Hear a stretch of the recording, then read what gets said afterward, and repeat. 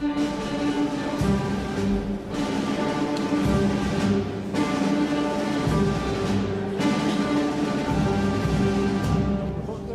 and gentlemen, the President of the United States.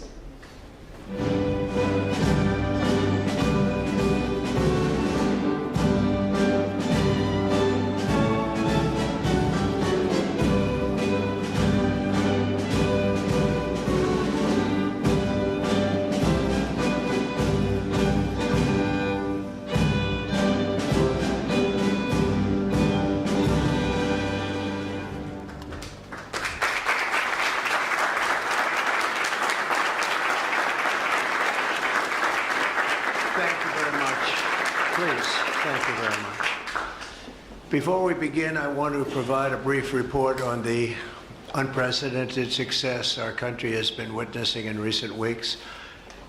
Since even before the election, we've been making extraordinary progress. The American people gave us a clear mandate to save our country, and we won all 7 swing states by large margins, historic. Very importantly, we won the popular vote by millions and millions of votes. Also, all 50 states, as you know, shifted toward the Republican Party, and that's never happened before. All 50, every single one of them. In our first week in office, we set records, taking over 350 executive actions. That's not been done before. And it has reportedly been the single most effective opening week of any presidency in history. And we want to keep it that way. We want to keep it going.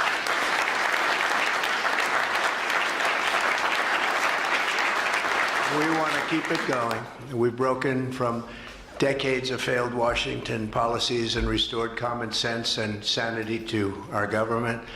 We've unleashed American energy, and we've already achieved record low illegal immigration. As you see, there's nobody trying to get in. And that's what we've been waiting for a long time, and gotten woke ideologies out of our government and out of our military. The water has now begun flowing in California as we continue to increase the flow in coming days. Nobody's seen anything like that, and I've also taken strong action to regain control of the Washington bureaucracy. Just for clarification purposes, because it was incorrectly reported yesterday, we have informed the federal workforce, which they've looked to do for many years, that if they're working for the federal government, they must show up to the office on time and on schedule. We don't want them.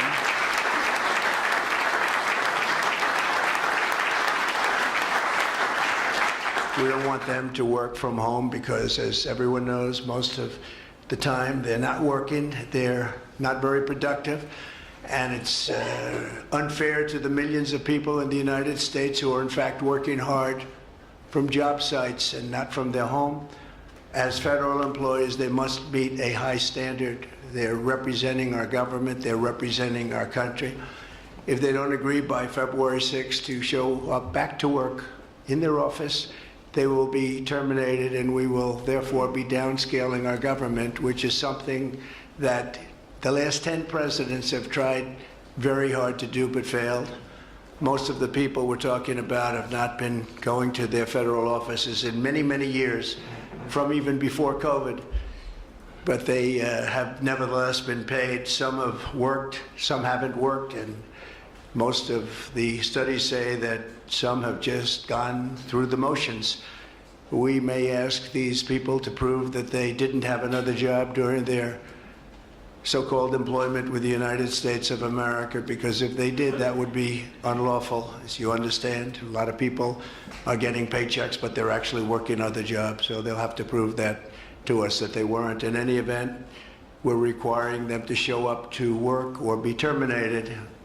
We think a very substantial number of people will not show up to work, and therefore our government will get smaller and more efficient, and that's what we've been looking to do for many, many decades, frankly.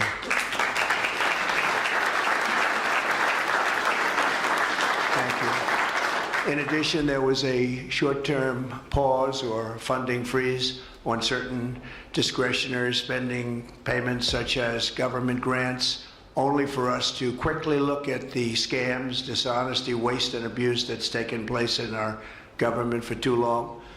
As was explicitly stated, this in no way affected Social Security, Medicare, Medicaid, or other entitlements that Americans depend on. I've made abundantly clear from the very first day that I ran from office, that was a long time ago now, that's 2015. If you think about it, I announced in 2015 and we won in 2016. We did very well in 2020, but we did really well just recently. And I'm restating right now to correct any confusion that the media has purposely and somehow, for whatever reason, created Social Security, Medicare, Medicaid have not been affected by any action we're taking in any way, shape, or form. We are merely looking at parts of the big bureaucracy where there has been tremendous waste and fraud and abuse. In that process, we identified and stopped $50 million being sent to Gaza to buy condoms for Hamas. 50 million. And you know what's happened to them? They've used them as a method of making bombs. How about that? We stopped an attempt to make an illicit payment for illegal alien resettlement. We canceled $181 million in DEI training contracts. This is just for the training of people in DEI, which has been terminated and completely terminated. And we paused $1.7 billion in unauthorized payments to foreign organizations, including stopping more than $40 million that was on its way out the door to the very corrupt World Health Organization, which has not done its job and not done it properly. We also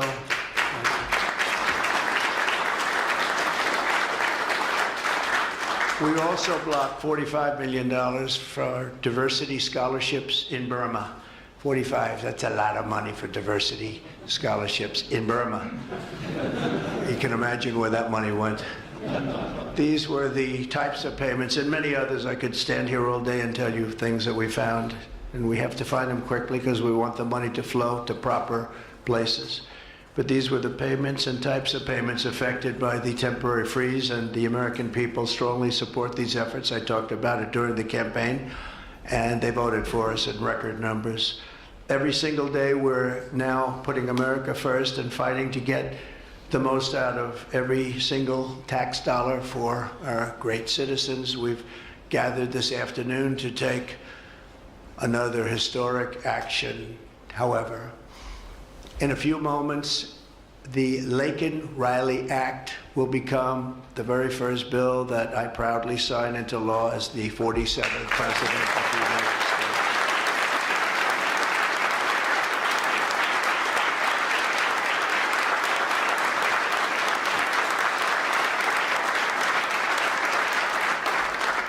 Laken was a brilliant and beautiful 22-year-old nursing student from Georgia, the best in her class. She was always the best. They would say, Laken, how do you do this? And what do you do? They were always asking her questions. She was respected by everybody, even her teachers. They respected her so much. From the time she was in first grade, Laken knew she wanted to spend her time caring for others. That's what she did.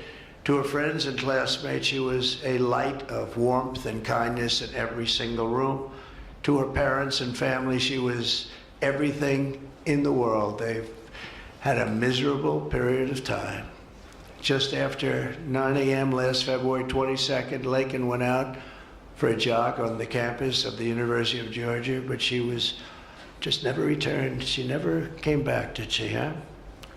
Parents are here, sister, all of her relatives. While on her run, Laken was attacked, viciously assaulted, beaten, brutalized, and murdered by an illegal alien gang member who was set loose into our country by the last administration.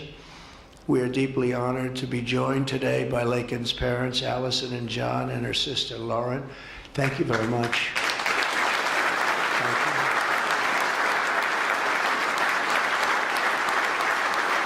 So sad. We were together right after that happened, and it's a tremendous tribute to your daughter, what's taking place today. That's all I can say, but it's so sad we have to be doing it at all. Thank you very much for being here. To Laken's family, we will keep Laken's memory alive in our hearts forever, everyone's hearts. With today's action, her name will also live forever in the laws of our country, and this is a very important law. This is something that has brought Democrats and Republicans together. That's not easy to do. Laken did it. Laken did it. America will never, ever forget Laken Hope Riley. The vicious criminal who murdered Precious Laken was an illegal alien member of the barbaric Venezuelan prison gang known as Tren de Aragua. He trespassed across our southern border in 2022 and was apprehended by Border Patrol, but under the cruel policies of the last administration, instead of being deported, as he should have been, he was released into the United States, as were millions of other people, many of them very dangerous people. And you see what we're doing, we're getting them the hell out of here.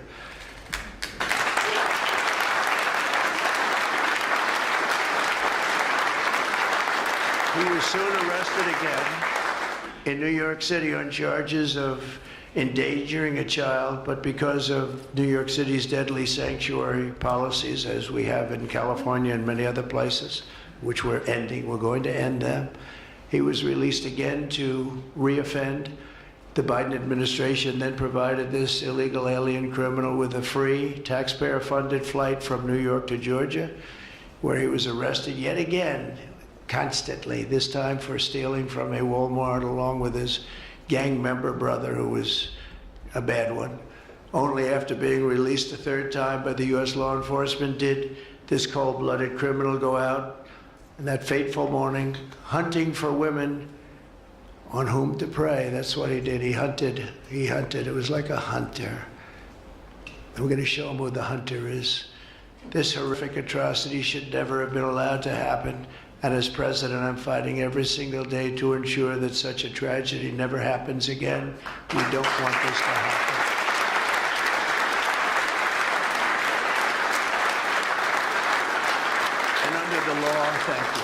Under the law I'm signing today, the Department of Homeland Security will be required to detain all illegal aliens who have been arrested for theft, burglary, larceny, shoplifting, assaulting a police officer, murder, or any crime that results in death or serious injury. In addition, for the first time ever, this act gives state governments the ability to sue the federal government for immediate injunctive relief if any future administration ever again refuses to enforce the immigration laws of the United States, like happened for 4 long years.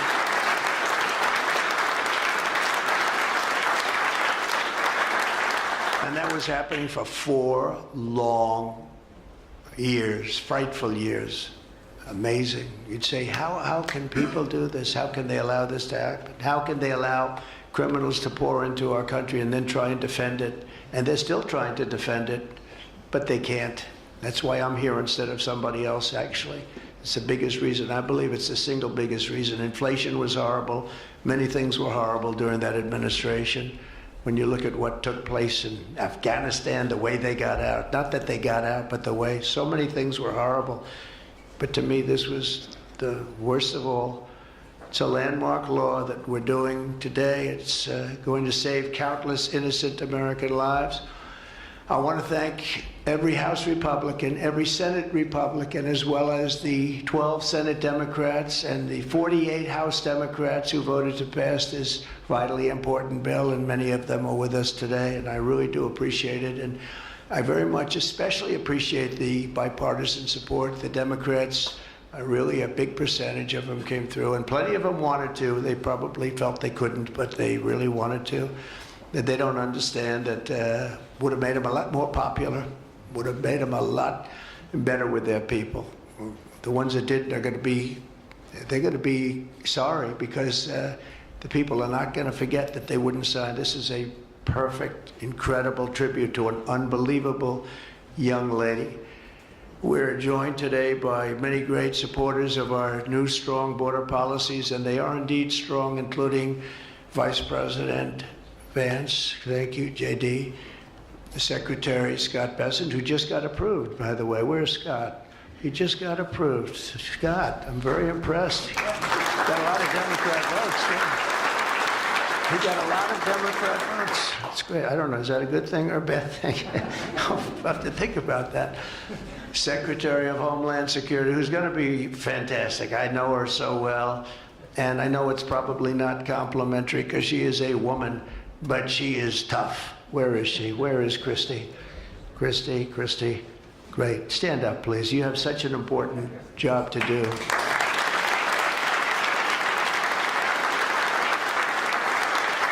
Really great. Thank you very much. And don't let that look fool you. That look is, she's tough, and she cannot stand that she's having to sit here and even listen to this today. Another one who's done a job like nobody that I've seen in a long time, Tom Homan. He's my friend, but he is something special. He's something special. Yeah. And Tom and Christy, the numbers are unbelievable. What's happened? It's like just shut down. Nobody thought that was even possible. It's just shut down. They showed an area that a year ago had thousands and thousands of people rushing into our country. And today there was nobody there. It was like a beautiful sight. And also Senate Majority Whip John Barrasso. Great guy. Great guy. Thank you, John. And I also want to thank the bill sponsors, Senator Katie Britt. Katie, thank you, Katie.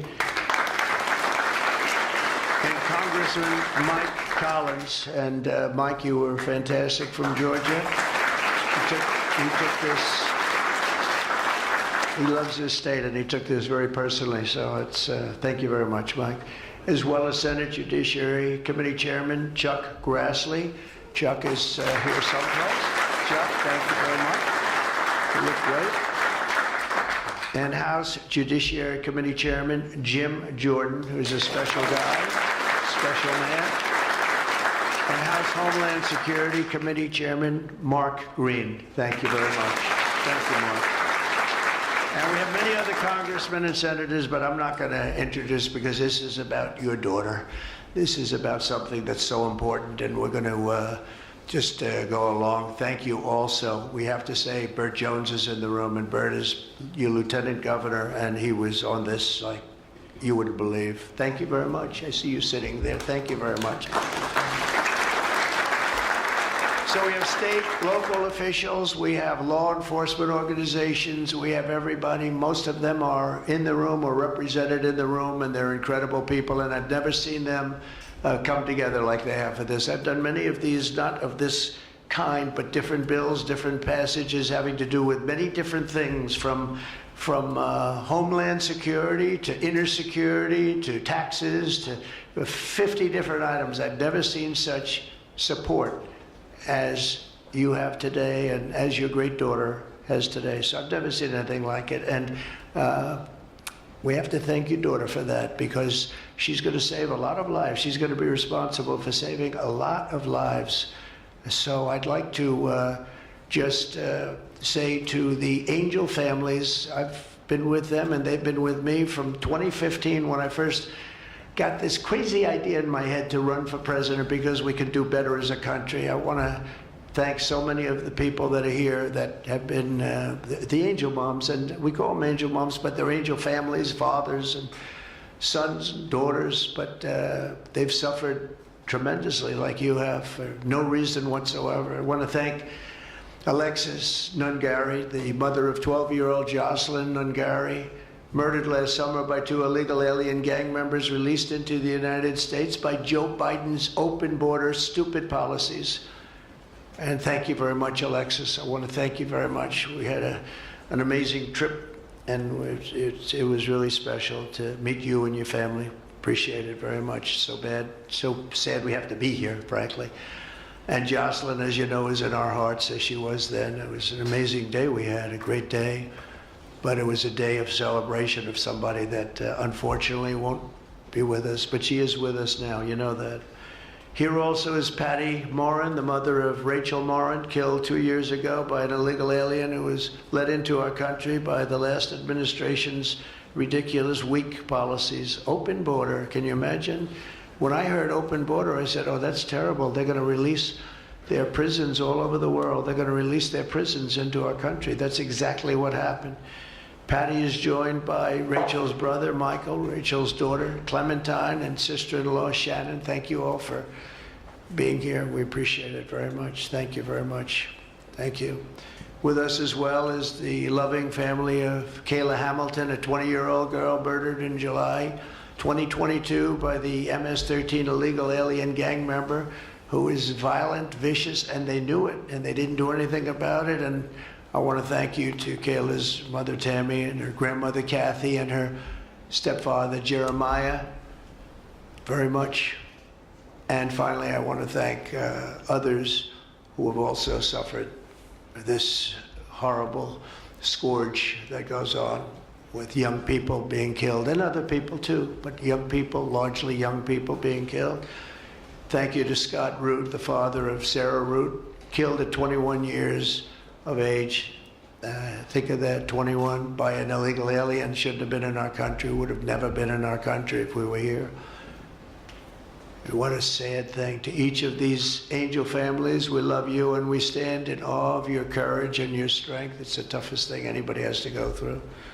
Many of the angel families here today were betrayed by the last administration and with this heartless and foolish and really very, very arrogant and very, very dumb policies.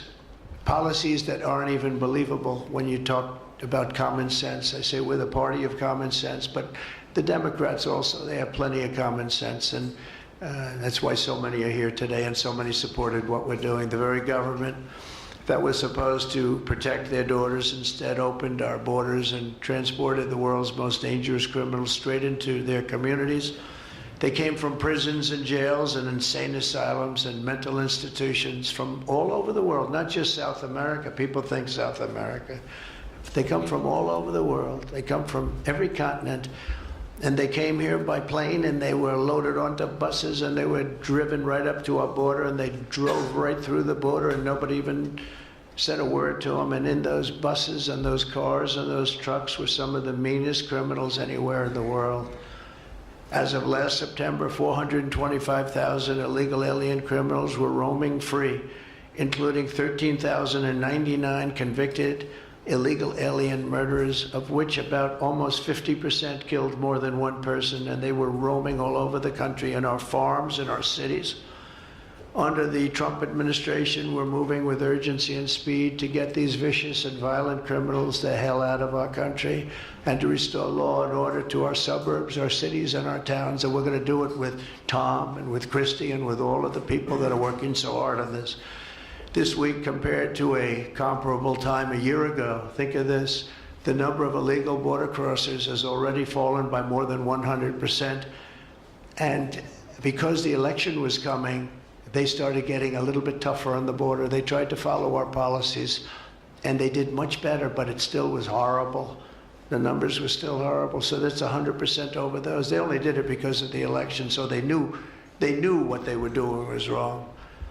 And those who do cross the border, and you're seeing that every time, all you have to do is turn on your television set or pick up a newspaper, or read any form of new media, because we have a lot of new media today, fortunately, that's letting the word get out. But they're watching these people be captured and removed from our country. ICE arrests have risen by 15 times in just a short period.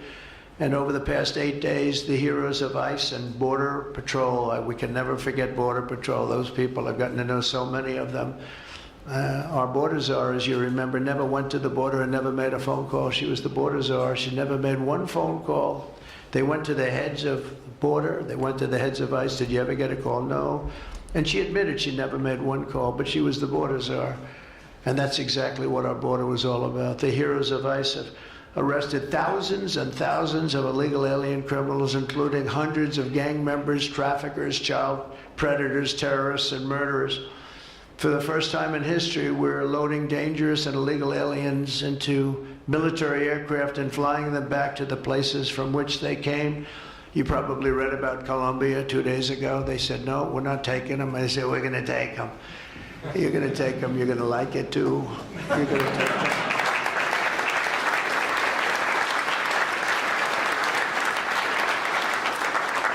They talked about, we're not going to take people that are in shackles. I said, well, but the people that are in shackles are murderers, they're drug lords, they're rapists, they're very tough people. They make our criminals look like very nice people. That's about the only thing that comes out of this. And I say, could you imagine you're a pilot on the plane and you have your co-pilot and you're sitting there and you have 150 people, no shackles, and they like to murder people? This would not be a good flight.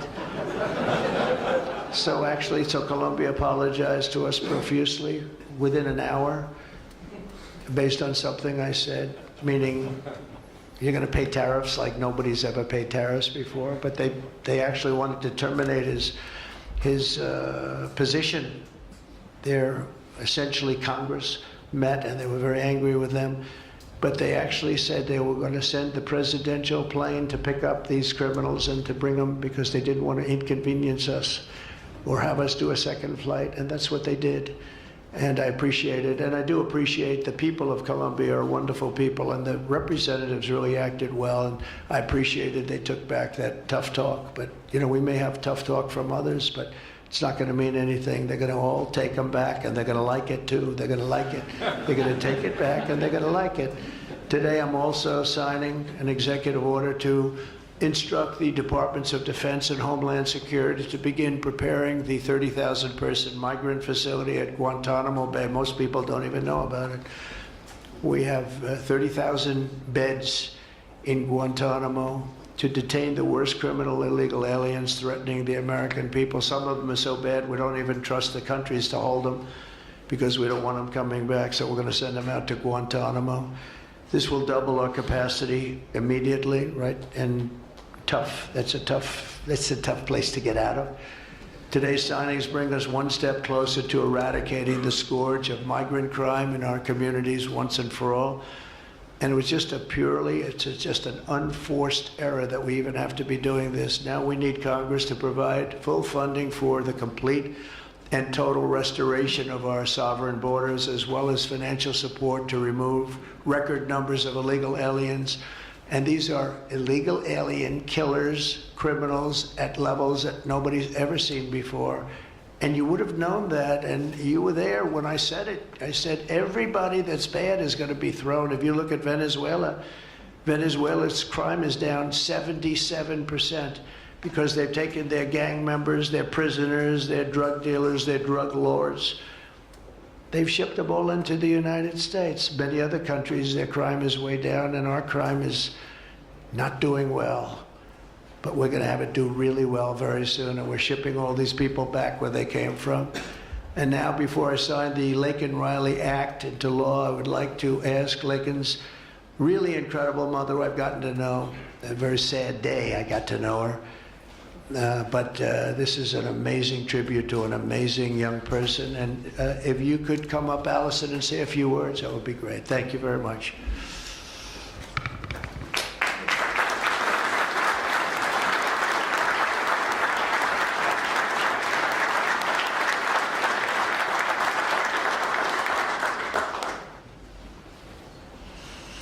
Thank you. Thank you, Trump. We would like to thank Senator Katie Britt for her diligent bipartisan work to get this bill through the Senate. We'd also like to thank Congressman Mike Collins for his unwavering passion and for leading on the Laken Riley Act from the start. Our family will forever be grateful for the prayers of the people across our nation and for helping to get this legislation into law. We also want to thank President Trump for the promises he made to us. He said he would secure our borders and that he would never forget about Laken. And he hasn't. He's a man of his word. We trust that he will fight for the American people. Most importantly, I want to thank our Lord and Savior, Jesus Christ, because without his sacrifices, Laken's story would have ended on that horrific day that she was taken from us. But because of him, we can continue living knowing that we will see Laken again. There's There's no amount of change that will ever bring back our precious Laken. Our hope moving forward is that her life saves lives. We're so thankful that her passion for helping others and her legacy for doing good in the name of Jesus Christ will carry on. Thank you.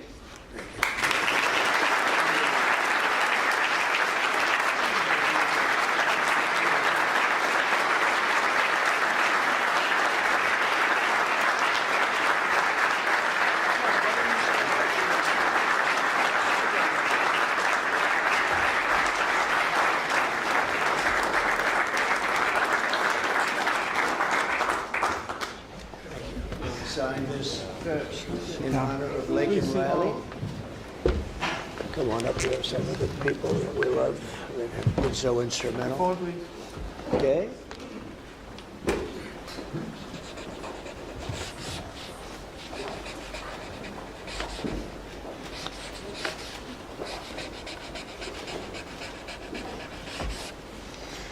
Okay.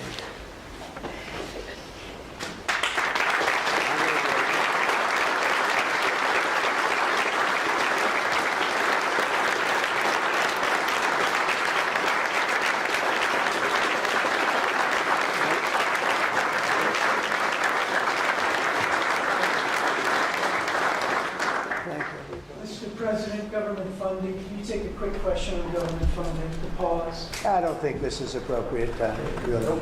I respect that, but I don't think it's appropriate. I can just tell you government is doing very well, and we're cutting way back, but this is not the appropriate time. Thank you.